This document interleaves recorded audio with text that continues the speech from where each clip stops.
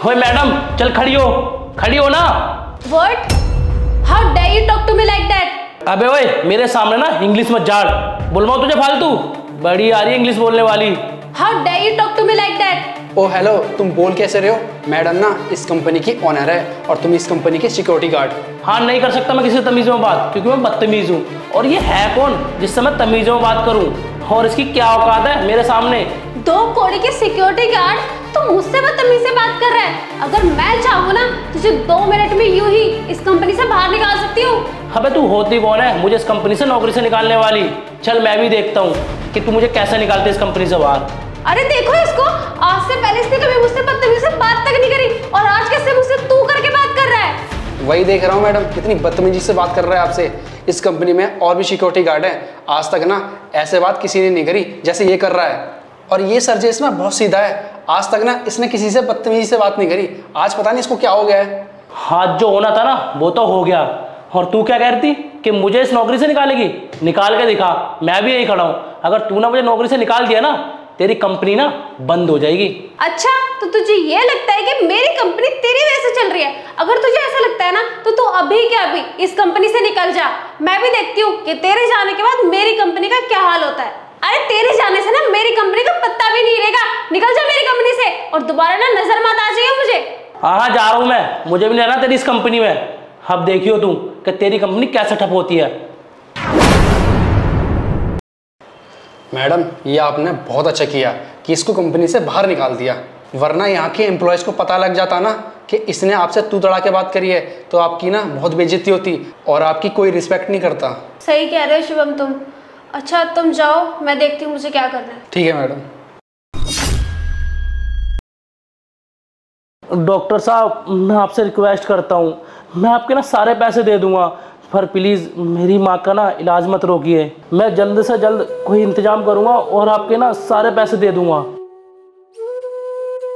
हाँ हाँ डॉक्टर साहब, आप मेरे पे विश्वास करिए, मैं आपके ना सारे पैसे चुका दूंगा जितने भी हैं। बस आपसे हाथ जोड़ के विनती है, आप प्लीज़ मेरी माँ का ना इलाज मत रोकिए। हाँ ठीक है डॉक्टर साहब, मैं कल शाम तक ना आपके पास पहुँच जाऊँगा, पक्का प्रॉमिस पहुँच जाऊँगा। हाँ ठीक है डॉक्टर साहब, ठीक है।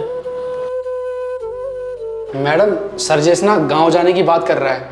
मैंने अभी सुना है वो फ़ोन पे ना डॉक्टर से बात कर रहा था, शायद उसकी माँ की तबीयत खराब है। अच्छा ऐसा है? अगर जो मैं सोच रही हूँ कहीं वो सच तो नहीं है? अगर ये सच है तो मैं एक काम करती हूँ, उसे बुला के ना उससे बात करती हूँ।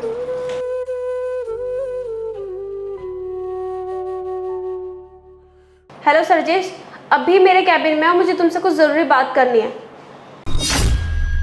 हाँ मैडम, क्या हुआ? आप क्यों बुलाया है मुझे? मैंने तुम्हें इसलिए बुलाया क्योंकि आज से पहले तुमने कभी मुझसे बदतमीजी से बात नहीं की है और हमेशा तुम मुझसे इज्जत से बात करते थे, मुझे रिस्पेक्ट देते थे।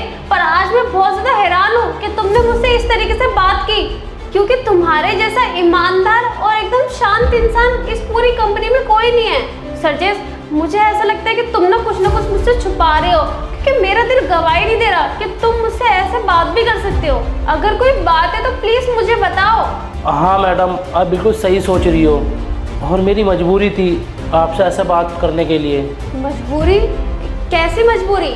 वो मैडम, मेरी मजबूरी थी मेरी माँ की तबीयत, क्योंकि मैं अपनी माँ का इकलौता हूँ और वो अकेली गांव में है, उनकी देखभाल करने के लिए कोई भी नहीं है, और वो ना हॉस्पिटल में एडमिट है, अकेली लड़ रही है अपनी बीमारी से।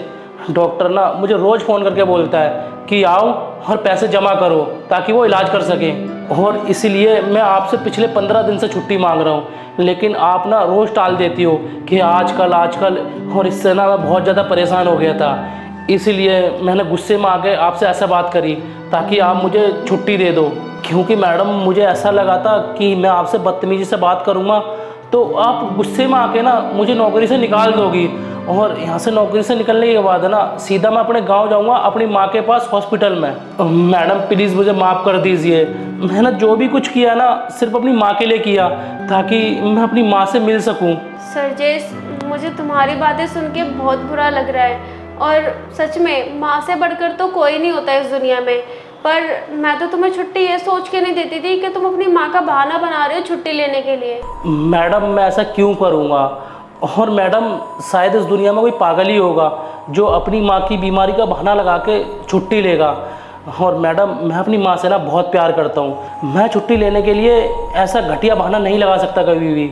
और मैडम वैसे भी इस दुनिया में ना माँ से बढ़ के कोई नहीं होता। और आपको तो अच्छे से पता है कि मैं अपने काम के प्रति कितना ईमानदार हूँ, कभी झूठ नहीं बोलता। सॉरी सरजेश, मुझे तुम्हें समझने में भूल हो गई, मुझे ऐसा नहीं करना चाहिए था। अब कोई बात नहीं, तुम आराम से अपने गांव जाओ और अपनी माँ का इलाज कराओ। और हाँ, अगर तुम्हें किसी भी चीज़ की ज़रूरत हो ना तो बेझिझक होकर मुझे फ़ोन कर लेना। और हाँ, एक बात और, जब तक तुम्हारी माँ की तबीयत ठीक ना हो जाए ना, जब तक तुम अपने गांव में अपनी माँ के पास ही रहना। और यहाँ की टेंशन तुम बिल्कुल भी मत लेना, यहाँ पे सब कुछ हम संभाल लेंगे। और हाँ, तुम ये मत सोचना कि तुम्हारी छुट्टी कटेगी, तुम्हारी छुट्टी बिल्कुल नहीं कटेगी और तुम्हें पूरी सैलरी मिलेगी। Madam thank you so much. आपने ना आज मेरी बहुत बड़ी मदद करी है। शायद आपकी वजह से ना अब मेरी माँ ठीक भी हो जाएगी। और मैडम मैं आपसे ना माफ़ी चाहता हूँ कि मैं ना आपसे इतने बदतमीज़ी से बात करी, मुझे ऐसे बात नहीं करनी चाहिए थी। प्लीज़ मुझे माफ़ कर देना। सरजेश, मैंने तो तुम्हें कब का माफ़ कर दिया, और जो भी तुमने किया यही शायद सही तरीका था मुझे समझाने का, तो मुझे किसी बात का बुरा नहीं लगा। और अब तुम ना देर मत करो, तुम जल्दी से जाओ, गांव जाने की तैयारी करो। ठीक है मैडम, अब मैं चलता हूँ।